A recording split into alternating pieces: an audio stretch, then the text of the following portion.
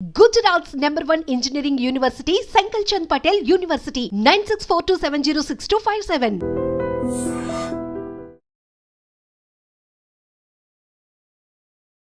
అందరికీ నమస్కారం. నా పేరు ధనుంజయరావు. ఓకే, మనకి సబ్ ఇన్స్పెక్టర్కి సంబంధించి తెలంగాణ రాష్ట్రంలో రాష్ట్ర ప్రభుత్వం హోమ్ డిపార్ట్మెంట్ అనేది సబ్ ఇన్స్పెక్టర్ పోస్టు 900+ పోస్టులను అయితే ఐడెంటిఫై చేసింది వేకెన్సీస్ కింద. మ్యాక్సిమం ఇంకొక 1.5 month or 2 monthsలో సబ్ ఇన్స్పెక్టర్ నోటిఫికేషన్ వచ్చే అవకాశాలు కనిపిస్తున్నాయి గవర్నమెంట్ లెక్కల ప్రకారం మనం చూస్తే. సో ఇప్పుడు మరి అలాంటప్పుడు సబ్ ఇన్స్పెక్టర్కి సంబంధించి అసలు మీరు కోచింగ్లో ఉన్నంత మాత్రాన జాబ్ వస్తుందా, ఆర్ కోచింగ్ లేకుండా కూడా జాబ్ వస్తుందా? రెండోది, కోచింగ్లో ఉంటే కోచింగ్తో పాటు ఏం చేస్తే జాబ్ వస్తుంది అనే 3 అంశాలు ఇక్కడ మాట్లాడుతాను ఈ వీడియో ద్వారా మీకు. ఫస్ట్ వన్ వచ్చేసరికి కోచింగ్. సో బేసికల్గా మనకి అకాడమిక్ ఇయర్ డిఫరెంట్ కాబట్టి, కాంపిటేటివ్ ఎగ్జామ్ డిఫరెంట్ కాబట్టి, కాంపిటేటివ్ ఎగ్జామ్లో వాట్ తెలుసుకోవడానికి క్విక్గా త్వరగా వాట్ ఏ సబ్జెక్ట్ ఎలా ఉంటుంది, ఏం చదవాలి, ఏం చదవకూడదు, క్లారిటీ తెలుసుకోవడానికి మాత్రమే కోచింగ్ ఉపయోగపడుతుంది తప్ప కోచింగ్కి వెళ్ళినంత మాత్రాన జాబ్ రాదు. ఏ జాబ్ అయినా కూడా కోచింగ్లో ఉన్నంత మాత్రాన జాబ్ రాదు. కోచింగ్ అనేది మీకు సింప్లిఫైడ్ వేలో, అంటే సింప్లిఫై చేసి వాట్ అంటే సపోజ్ హిస్టరీ ఫస్ట్ టైం చూస్తున్న వాళ్ళకి హిస్టరీలో ఎక్కడి నుంచి ఎక్కడి వరకు ఉంటాయి, ఏ టాపిక్స్ ఉంటాయి, ఏ టాపిక్ ఎవరి ఆర్డర్ ఎలా ఉంటుంది, వాట్ ఇంపార్టెంట్ టాపిక్స్, ఏం ఇంపార్టెంట్ టాపిక్స్ కాదు అనేది మాత్రమే కోచింగ్ మీకు క్లారిటీ ఇస్తుంది తప్ప కోచింగ్ విన్నంత మాత్రం జాబ్ గ్యారెంటీ అనేది అబద్ధం. Point number 1. రెండోది, కోచింగ్ లేకుండా జాబ్ వస్తుంది కానీ సబ్ ఇన్స్పెక్టర్ ఎలా అంటే మీకు మ్యాథ్స్ పేపర్ ఒకటి ఉంటుంది 200 మార్క్స్కి. ఆ మ్యాథ్స్ పేపర్లో 150+ వస్తాయి అనుకుందాం.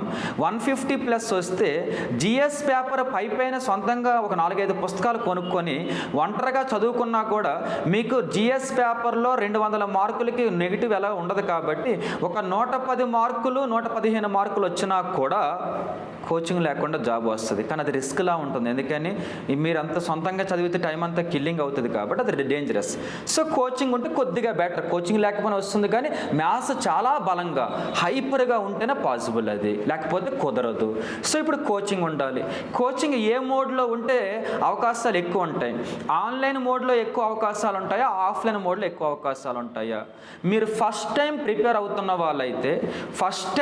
అవుతున్న వాళ్ళకి ఆఫ్లైన్ మోడే బెటర్. ఎందుకంటే ఆఫ్లైన్ మోడ్లో వాళ్ళతో పాటు ఫాస్ట్గా ఒక 4-5 నెలల్లో బ్యాచ్ అంతా క్లారిటీ వస్తుంది కాబట్టి తర్వాత మీరు రివిజన్ చేసుకోవచ్చు. ఇంకొకటి, ఎలా ప్రిపేర్ అవ్వాలి, మంచి బుక్స్ ఏంటి, ఇవన్నీ కూడా ఆఫ్లైన్లో ఒక క్లాసులో కూర్చున్న 100 మంది ఉన్నప్పటికీ 100 మంది రకరకాల బుక్కుల పేర్లు చెబుతుంటారు. క్లాస్ చెప్పేవాడితో సహా అందరి పేర్లు చెప్తుంటారు అన్నమాట. సో ఆఫ్లైన్లో కొద్దిగా అవేర్నెస్ వస్తుంది అనమాట, ఏ బుక్స్ మంచివి కావని. ఆన్లైన్లో ఏం చేస్తారంటే ఎవరి క్లాస్ ఉంటారో వాళ్ళ బుక్లే కొంటారు. అది చాలా ప్రమాదం. కాంపిటేటివ్ ఎగ్జామ్లో ఎవరి క్లాసులు వింటే వాళ్ళ బుక్ మాత్రమే చదవడం అనేది ఈ రోజుల్లో ఇప్పుడున్న పేపర్లకి చాలా ప్రమాదం. సో కాబట్టి ఏంటంటే ఆన్లైన్ అనేది ఫస్ట్ టైం ప్రిపేర్ అయ్యే వాళ్ళకి అసలు యూజ్ అవ్వదు. నిజం అయిపోయింది. మరి ఇప్పుడు ఆన్లైన్కి సంబంధించి ఎవరు తీసుకోవచ్చు? గతంలో కోచింగ్ అయిపోయి ఏదో 1-2 సబ్జెక్టులు మాత్రమే చిన్న డౌట్లు ఉంటే ఆ 1-2 సబ్జెక్టులకు మాత్రం కావాలి కాబట్టి మరలా మొత్తం అంతా డబ్బులు కట్టి టైం అంతా వేస్ట్ చేసుకునే బదులు ఆ 1-2 కోసం అయితే ఆన్లైన్ తీసుకోవచ్చు తప్ప మొత్తానికి కలిపి అయితే ఆన్లైన్ తీసుకుంటే అంత యూజ్ ఉండకపోవచ్చు. ఇది అయిపోయింది. మూడవది, ఇప్పుడు మరి కోచింగ్ ఉన్నంత మాత్రానే జాబ్ వస్తుందంటే రాదన్నారు. మరి కోచింగ్లో ఉన్నంత మాత్రం జాబ్ రాకపోతే ఎలా చేస్తే జాబ్ వస్తుంది? ఇప్పుడు మీకు మంచి నోటిఫికేషన్ 900 పోస్టులు అంటే 2016 తర్వాత అది మరి ఆల్మోస్ట్ అంత ఈక్వల్ పోస్టులు నోటిఫికేషన్ తెలంగాణ రాష్ట్రంలో. మంచి నోటిఫికేషన్ కాబట్టి వదులుకోకూడదు. గ్యారంటీ జాబ్ రావాలంటే ఇక్కడ కొన్ని పాటించాలి. అందులో ఏంటంటే point number 1, first of all క్లాసులు ఎవరిదైనా వినండి పర్లేదు, కానీ ప్రాక్టీస్ చేసేటప్పుడు కానీ చదివేటప్పుడు కానీ బుక్ సోర్స్ చాలా ఇంపార్టెంట్. ఫస్ట్ ఒక ఆర్డర్ వైజ్ చెబుతాను చూడండి. పాయింట్ నెంబర్ 1, మ్యాథ్స్కి సంబంధించి, అర్థమెటిక్కి సంబంధించి ఇంగ్లీష్ మీడియం వాళ్ళు అయితే ఓకేనా, కోచింగ్తో పాటు కానీ కోచింగ్ అయిపోయిన తర్వాత కానీ ఫస్ట్ ఆఫ్ ఆల్ ఫాలో అవ్వాల్సింది వాళ్ళు అరిహంత్ ఫాస్ట్ ట్రాక్ బుక్, లేదు కుదరదు అనుకుంటే మ్యాక్సిమం అగర్వాల్ అయినా బాగానే ఉంటుంది. కాకపోతే అగర్వాల్ లెంతీ క్వశ్చన్స్ ఉంటే కొన్నిసార్లు పేపర్ ఈజీగా ఇచ్చినప్పుడు అరిహంత్ ఫాస్ట్ ట్రాక్ ఈజీ అవుతుంది, ఉపయోగపడుతుంది అనమాట. ఈ 2 సోర్సులు బాగా ప్రాక్టీస్ చేస్తే మీకు మ్యాక్సిమము క్లాస్ నోట్స్తో పాటు ఇంగ్లీష్ మీడియం వాళ్ళు అరిహంత్ ఫాస్ట్ ట్రాక్ బుక్ ఒకటి, అలాగే నెక్స్ట్ వన్ వచ్చేసరికి ఇప్పుడే చెప్పుకున్నాం మనం ఏమని చెప్పేసి అగర్వాల్ బుక్కు సంబంధించి. సో ఇప్పుడు ఓవరాల్గా ఇక్కడికి సంబంధించి మ్యాథ్స్కి సంబంధించి అయ్యింది. అయితే జస్ట్ బుక్ ప్రిపేర్ అంత మాత్రం వచ్చేస్తుందా అంటే మ్యాథ్స్ ఒక సైంటిఫిక్ సబ్జెక్ట్ కాబట్టి అలా చేస్తే రాదు. మీరు పాయింట్ నెంబర్ 1 క్లాస్ నోట్స్ ఉంటుందా, అది రోజు కనీసం 1 అవర్ ప్రాక్టీస్ చేయాలి. పాయింట్ నెంబర్ 2 వచ్చేసరికినేమో ఆ లెసన్కి సంబంధించి ఏం ప్రాక్టీస్ ఆ లెసన్ సంబంధించి అరిహంత్లో చేయాలి, అలాగే నెక్స్ట్ అగర్వాల్లో కూడా చేయాలన్నమాట. ఈ 2 అయిపోయిన తర్వాత నెక్స్ట్ రీజనింగ్కి సంబంధించి వచ్చినప్పుడు ఇంగ్లీష్ మీడియం వాళ్ళు అయితే అరిహంత్ ఎల్లో బుక్ ఒకటి ఉంటుందన్నమాట, చాలా పెద్దగా ఉంటుంది రీజనింగ్లో, అది చాలా మంచి బుక్. ఒకవేళ కుదరకపోతే అగర్వాల్లో కూడా ఎల్లో బుక్ ఉంటుంది. సో అగర్వాల్లో కూడా మీకు చాంద్ పబ్లికేషన్లో భాగంగా ఏముంటుందంటే రీజనింగ్ ఉంటుంది, అది ప్రాక్టీస్ చేసినా కూడా మంచి అవుట్పుట్ ఉంటుంది. అంటే క్లాస్ నోట్స్లో లెసను అలాగే ఈ 2 పుస్తకాలు అదే రోజు అదే లెసన్ ప్రాక్టీస్ చేయాలి కోచింగ్ అయిన తర్వాత, అప్పుడు రీజనింగ్లో స్కోర్ పెరుగుతుంది. ప్యూర్ మ్యాథ్స్ బేసిక్ క్వశ్చన్స్ అడుగుతారు, ఇస్తే ఒక 10-15 క్వశ్చన్స్ వస్తాయి, క్లాస్ నోట్సే బాగా చేయాలి.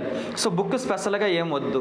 ఇప్పుడు ఈ 3 క్లాస్ నోట్స్ ఈ బుక్స్ అనేది మాత్రం జాబ్ వస్తుందంటే మేబీ అది కూడా కరెక్ట్ కాదు. ఇది అయిపోయిన తర్వాత ప్రతిరోజు మ్యాథ్స్ ఎగ్జామ్ రాయవలసిందే, తప్పనిసరిగా రాయవలసిందే. నీకు ఫస్ట్ టైం సబ్ ఇన్స్పెక్టర్ 100% 270 నుంచి 280 మార్కులు గ్యారంటీగా రావాలంటే నువ్వు కన్ఫామ్గా నోటిఫికేషన్ పడకముందు నుంచి ఎగ్జామ్ వరకు, మెయిన్స్ ఎగ్జామ్ వరకు ప్రతిరోజు ఒక ఎగ్జామ్ రాయాలి మ్యాథ్స్కి సంబంధించి.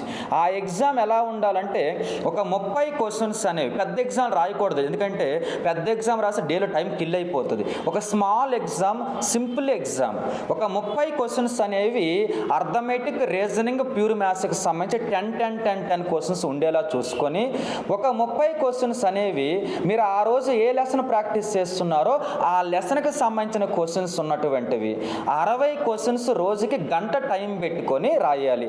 ఆ 60 క్వశ్చన్స్కి మీకు రాని క్వశ్చన్స్ ఉంటాయి కాబట్టి వాటి ఎక్స్ప్లెనేషన్ అప్పటికప్పుడే వీడియో రూపంలో కానీ ఆఫ్లైన్లో కానీ ఒక గంట ఎక్స్ప్లెయిన్ చేస్తే రోజుకి మ్యాథ్స్కి మీరు 2 గంటలు ఎగ్జామ్కు ఎక్స్ప్లెనేషన్ స్పెండ్ చేసి మిగిలిన ఒక 3 గంటలు కాస్త మీరు ప్రాక్టీస్కి స్పెండ్ చేస్తే 5 నుంచి 5 గంటలు మ్యాథ్స్కి ఎనఫ్ అవుతాయి.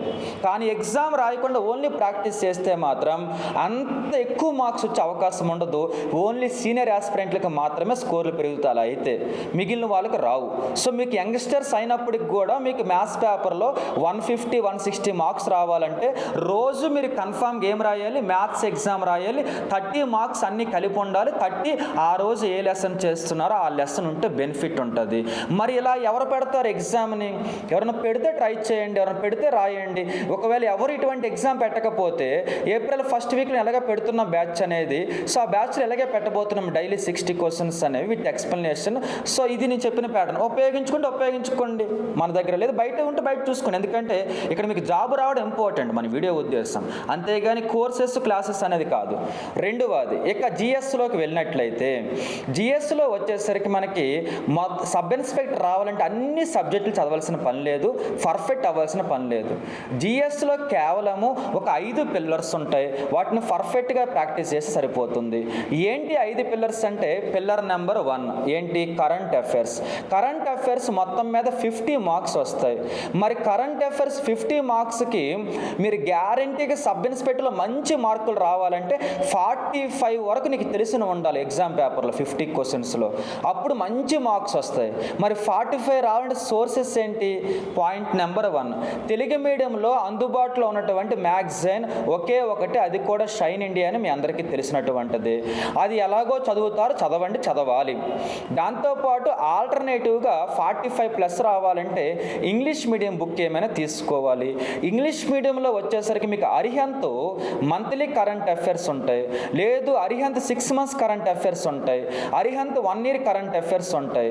అంటే షైన్ ఇండియా మ్యాగజైన్ వచ్చేసరికి మంత్లీ చదువుతూ 1 year కరెంట్ అఫైర్స్ ఎగ్జామ్కి వెళ్ళే ముందు 1 year కరెంట్ అఫైర్స్ అనేవి అరిహంత్ మ్యాగజైన్ చదివినట్లయితే మీరు అనుకున్న 45+ వస్తాయి, లేకపోతే రావు. Okay, point number 1. సో ఇది సోర్స్ అయిపోయింది. మరి కరెంట్ అఫైర్స్ రోజు ఎగ్జామ్ ఎగ్జామ్స్ రాయాలా? అస్సలు అవసరమే లేదు, ముందే చెప్పేస్తున్నా. కరెంట్ అఫైర్స్ రోజు ఎగ్జామ్ రాయవలసిన పని లేదు. నాకు తెలిసి మీరు మెయిన్స్ ఎగ్జామ్ వరకు మొత్తం మీద కలుపుకున్న కరెంట్ అఫైర్స్ సంబంధించి ఒక్కసారి ఒక పేపర్ అంతా కరెంట్ అఫైర్స్ ఉండేలా చూసుకొని అటువంటి మహా అయితే ఒక 5-6 ఎగ్జామ్స్ మంచి 150 మార్క్స్ 200 మార్క్స్ ఒక 5-6 రాసిన మంచి అవుట్పుట్ వస్తుంది. కరెంట్ అఫైర్స్ డైలీ రాయాల్సిన పని లేదు. 2వ పిల్లర్ 5 పిల్లర్స్లో భాగంగా మనకు వెయిటేజ్ సైన్స్ ఉంటుంది, ఫిజిక్స్, కెమిస్ట్రీ, బయాలజీ. ఓకే, ఈ ఫిజిక్స్, కెమిస్ట్రీ, బయాలజీలో బయాలజీ 15 మార్కుల వరకు, ఫిజిక్స్ 15 నుంచి 17 మార్కుల వరకు వస్తుంది. ఒక 6-7 మార్కులు కెమిస్ట్రీకి సంబంధించి వస్తుంది. మరి వీటికి సంబంధించి కెమిస్ట్రీ అంటారా, తెలుగు మీడియం వాళ్ళు అయితే మాత్రం మీకు ఇంతకుముందు ఇన్స్టిట్యూట్లో ఏ మెటీరియల్ ఇచ్చారో అది ఒకటే చదవండి, దాన్ని రిస్క్ చేయకండి. కానీ ఇంగ్లీష్ మీడియం వాళ్ళు వచ్చేసరికినేమో మీకు దాన్ని ఏమంటారంటే జనరల్ సైన్స్కి సంబంధించి అరిహంత్ పబ్లికేషన్ ఒక బుక్ ఉంటుందన్నమాట, ఫిజిక్స్, కెమిస్ట్రీకి సంబంధించి. ఆ బుక్ తీసుకోండి, చాలా యూస్ఫుల్ అవుతుంది. ఎందుకంటే మీకు ఈజీ చెప్పాలంటే బయాలజీ కూడా ఉంటుంది. వాళ్ళ పబ్లికేషన్ ఇంగ్లీష్ మీడియం తీసుకుంటే మాత్రం మీకు బెనిఫిట్ ఏంటంటే మీకు 40 మార్కులకు ఈజీగా 35+ వచ్చేస్తుంది డైరెక్ట్గా బుక్ చదివినా కూడా, క్లాస్ వినకపోయినా. అంత బాగుంటాయి ఇవి సోర్స్ అయితే. ఒకవేళ తెలుగు మీడియంకి లేకపోతే బయాలజీకి ఈ తరం అనే పబ్లికేషన్ ఒకటి ఉంటుంది, అందులో బయాలజీ బుక్ ఒకటి ఉంటుంది, బాగుంటుంది. అది కాకుండా ఫిజిక్స్, కెమిస్ట్రీ ఇన్స్టిట్యూట్లు ఇచ్చింది చదవండి. ఫిజిక్స్కి సంబంధించి మాత్రం ఏం చేస్తారంటే చదవడానికి బుక్ ఈ మనకి విన్నర్స్ పబ్లికేషనో లేకపోతే ఎంసెట్ చదవండి తెలుగు మీడియంలో. కానీ ప్రాక్టీస్ చేసేటప్పుడు మాత్రం వైడ్గా ప్రాక్టీస్ చేయండి. ఎవరైతే ఏదైనా మీకు ఇన్స్టిట్యూట్లో జాయిన్ అయ్యి ఉంటారు కదా, టెస్టులు పెడతారు కదా, వారు లెసన్కి సంబంధించి అన్నీ కవర్ అయ్యేలా డెప్త్ నాలెడ్జ్ ఉండే క్వశ్చన్స్ పెడతారు వాళ్ళు. అటువంటి ప్రాక్టీస్ చేస్తే మీ నాలెడ్జ్కి ఇది వాల్యూ ఎడిషన్ అవుతుంది. మీకు 35+ వస్తాయి సైన్స్లో. ఇది అయిపోయింది కదా. నెక్స్ట్ 2వ పిల్లర్ అయిపోయింది. 3వ పిల్లర్ ఏంటి? Yes, geography. జాగ్రఫీ 30 మార్క్స్ వరకు వస్తాయి సుమారు. ఓకే, మరి 30 మార్క్స్ ఎలా కోల్పోతాం? జాగ్రఫీలో వరల్డ్ జాగ్రఫీకి సంబంధించి సరిగ్గా మెకానిజం వచ్చి, అలాగే ఇండియన్ జాగ్రఫీకి సంబంధించి స్టాటిక్ పార్ట్ వస్తే, స్టేట్ జాగ్రఫీ ఉంటుందని ఒక క్వశ్చన్ 2 క్వశ్చన్లు ఇస్తారు అంతే, మ్యాక్సిమం ఇవే ఉంటాయి. వరల్డ్ జాగ్రఫీలో స్టోరీ మొత్తం, మెకానిజం మొత్తం తెలిసి ఇండియన్ జాగ్రఫీలో స్టాక్ బాగా వస్తే 30 మార్క్స్. ఎంత ఈజీ అంటే జాగ్రఫీ బాగా చదివితే, అర్థం చేసుకొని చెప్పేవాళ్ళు బాగా చెప్పాలి, చదివేవాళ్ళు బాగా చదివితే జాగ్రఫీకి 27 మార్కుల కంటే ఎక్కువ రావాలి. ఇప్పుడు కొంతమంది మేధావులకు అన్ని ఈజీ అంటున్నారంటే ఈజీ ఉంటుంది కాబట్టి ఈజీ అంటారన్నమాట. నీకు రానంత మాత్రం ఈజీ కాకుండా పోదు కదా. అక్కడ ఈజీ అంటున్నామంటే అర్థం ఏంటి? నిజంగా సోర్స్ ఏదో బలమైన దొరికితే అది నిజంగానే ఈజీ అని. అంతేగా నీ దగ్గర ఉన్న సోర్స్ నీకు బలంగా కష్టంగా ఉంటే ఊరు మొత్తం కష్టంగా ఉండదు కదా. అలాగే టాపర్స్ ఎందుకు అవుతారు చెప్పండి, అందరికీ మళ్ళీ తక్కువ మార్కులు రావాలి కదా. సో అవకాశం ఉంది అన్న, అంతే, వస్తాండంలే. చాలా మంచి అవకాశం ఉంది జాగ్రఫీ బాగా కరెక్ట్గా వెళ్తే మాత్రం. సో జాగ్రఫీ మాత్రం మీకు సోర్స్ ఏంటి? ఎస్, ముఖ్యంగా ఇంగ్లీష్ మీడియం వాళ్ళకి అయితే మాత్రం మాజీద్ హుస్సేన్ అని చెప్పి ఒక బుక్ ఉంటుంది, అది చదివితే మంచి మార్క్స్ వస్తాయి. బిట్ బ్యాంక్ కూడా వాళ్ళదే ఉంటుంది. ఆ బుక్, ఆ బిట్ బ్యాంక్ చేస్తే ఎనఫ్, 27 గ్యారంటీ 30కి. తెలుగు మీడియం వాళ్ళు అంటారా, జాగ్రఫీకి సంబంధించి మెకానిజం ఇంపార్టెంట్. తెలుగు మీడియంలో సోర్స్ ఇండియన్ జాగ్రఫీకి సంబంధించిన సోర్స్ బాగుంది.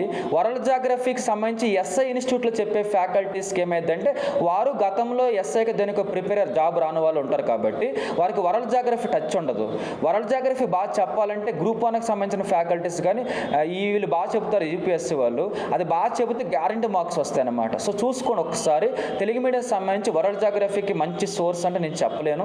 ఇండియన్ జాగ్రఫీకి అయితే మీ దగ్గర మంచి సోర్స్ చాలా ఉన్నాయి, మార్కెట్లో ఏది తీసుకున్నా బాగానే ఉంటుంది. ఓకే, ఇది అయిపోయింది కదా. నెక్స్ట్ వన్కి వచ్చేసరికి మనకి 3 పిల్లర్స్ అయిపోయినాయి. 4వ పిల్లర్ ఏంటి? 4వ పిల్లర్ సైన్స్ అయిపోయింది, అది హిస్టరీ ఉంటుంది.